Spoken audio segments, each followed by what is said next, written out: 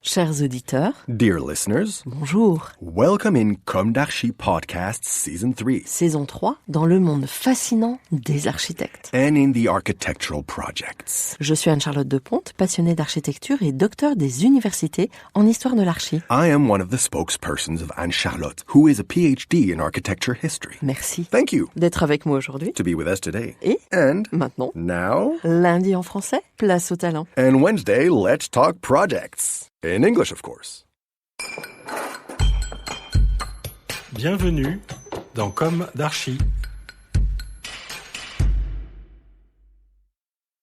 Chers auditeurs, bonjour.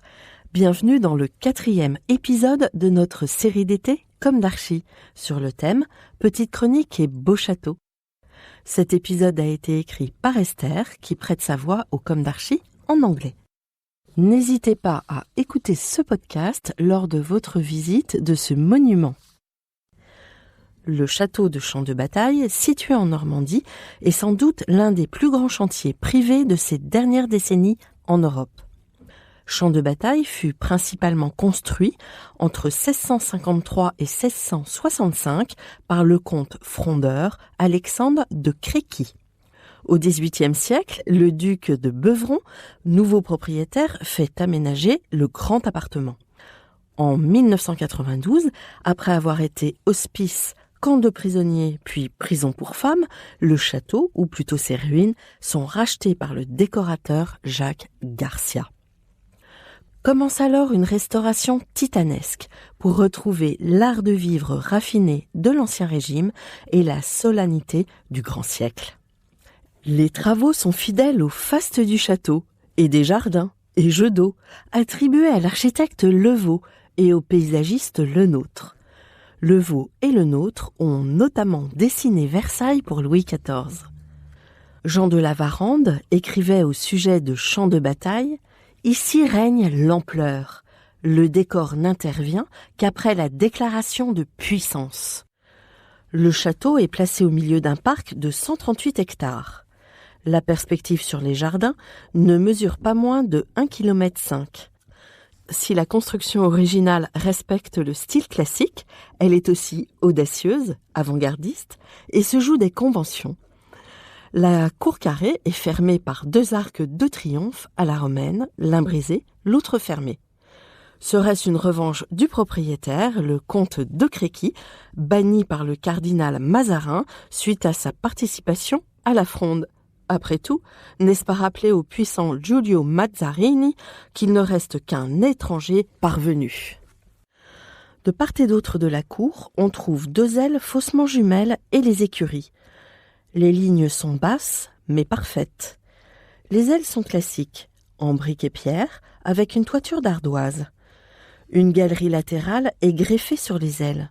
La toiture de cette galerie est savamment dissimulée par un jeu architectural unique. De hautes fenêtres s'encastrent dans une balustrade en trompe-l'œil. Les pavillons centraux, eux, préfigurent le néoclassicisme de Gabriel. Au cours du XVIIIe siècle, Gabriel dessina probablement les plans de modification pour le nouveau propriétaire, le duc de Beuvron. Les pavillons sont donc grand siècle, tendance antiquisante. Ils sont en pierre de taille, avec dôme et belvédère. Au nord, le fronton du pavillon central est dédié aux gloires militaires, motif novateur. Les fenêtres géminées superposées laissent encore deviner l'ancien salon à l'italienne. Comme à Versailles et Fontainebleau, tous les salons sont au premier étage. Le salon d'Apollon témoigne de l'inspiration romaine du classicisme. Dallage polychrome en marbre, voûte et corniche en staff, pilastres doriques. Les voussures sont décorées de toiles représentant l'histoire d'Hercule. Comme à la Galerie des Glaces de Versailles, la lumière est augmentée par des miroirs au mercure. Ces objets coûteux sont un manifeste de la richesse du maître des lieux. Au XVIIIe siècle, les modifications du duc de Beuvron sont d'une extrême somptuosité, dans le style Louis XVI. L'entrée d'honneur est ornée de colonnes selon le style palladien. Le duc fait aussi construire le grand escalier menant au grand appartement au sud. Le grand appartement est une perspective en enfilade de 85 mètres de long, Il est composé de 3 pièces, le grand vestibule, le salon de compagnie et la salle de billard. Le salon de compagnie est tendu de taffetas à bordure de soie imprimée à la branche, très en vogue sous Louis XVI. Cette technique consiste à teindre partiellement des petits groupes de fils de chêne, appelés branches, avant le tissage. Le grand vestibule est l'ancienne salle d'apparat. Celle-ci s'élevait jusqu'au lanterneau, surplombant le dôme du pavillon, selon la monumentalité du grand siècle. Mais le duc de Beuvron crée un plancher et divise le volume de la pièce. En effet, le goût de l'époque est aux espaces plus intimes. Le dallage est classique, en pierre de liais à cabochon. Les pilastres sont ioniques. La chambre de parade est aussi modifiée avec l'ajout d'un maître-autel attribué à Gabriel. De cette pièce, une porte mène à la galerie surplombant la chapelle. Les jardins furent aussi dessinés à la fin du XVIIe siècle, puis augmentés de parterres et de longues perspectives au XVIIIe siècle. Mais quand Jacques Garcia achète Champ de bataille en 1992, il ne subsiste rien. 3 jardins, parsemés de fabriques, sont alors créés ou recréés par Jacques Garcia et Patrick Potier. Le plan des jardins symbolise la philosophie de l'humanité à travers les 7 degrés de la connaissance humaine. Ces 7 degrés suivent la perspective depuis le château, le matériel, jusqu'à la colonne de Zéphyr, l'immatériel. La colonne de Zéphyr est placée au bout du grand canal, dans l'axe médian du château. Pour l'atteindre, le visiteur traverse donc les 7 degrés de la connaissance humaine. Le minéral, le végétal, l'animal, l'humain, puis la conscience, la lumière et enfin l'esprit. Depuis le grand canal, le château, au loin, semble posé sur l'eau. Il est pourtant à plus d'1 kilomètre, mais les jardins sont en décaissé jusqu'à la grande cascade, qui élève elle-même le grand canal exactement au niveau du perron du château. Au centre de cette perspective, les jardins à la française. Comme pour la riche restauration des intérieurs, Jacques Garcia choisit de recréer la somptuosité du XVIIe siècle en suivant un croquis, probablement dessiné par le nôtre. La grande terrasse, les broderies de buis, les bosquets symétriques, les carrés de Diane et d'Apollon, les cascades, fontaines, bassins et grands canals sont fidèlement reconstitués.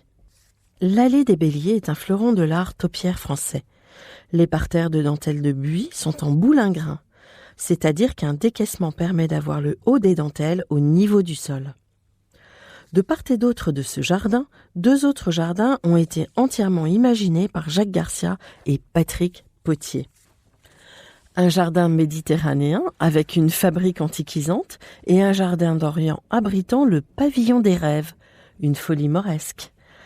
Si on aimerait parler des heures du château du Champ de bataille, peut-être est-il préférable de vous laisser découvrir par vous-même les enchantements du domaine. En visitant le château du Champ de bataille, vous remontez les siècles pour goûter à la douceur de vivre aux dernières heures de l'Ancien Régime. Vous avez le sentiment que tout est là depuis 300 ans, mais tout ou presque avait été perdu. Tout a été recréé, restauré, chiné dans les 30 dernières années. Les décors et le mobilier, pourtant d'époque, ont été rapportés d'autres demeures et ont trouvé un nouvel écrin au Champ de bataille. Chers auditeurs, merci pour votre écoute et à bientôt dans le prochain Comme d'Archi de l'été, la semaine prochaine. Au revoir.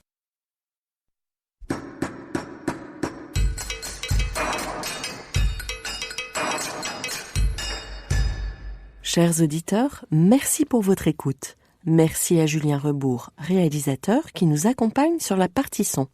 N'oubliez pas de retrouver nos sujets en avant-première sur Instagram à l'adresse @commedarchipodcast. Si vous aimez ce podcast, favorisez sa diffusion en lui donnant 5 étoiles sur Apple Podcast, plus un petit commentaire, ou sur votre plateforme de podcast favorite. Et surtout, abonnez-vous pour écouter tous nos épisodes gratuitement. À bientôt, et d'ici là, prenez soin de vous.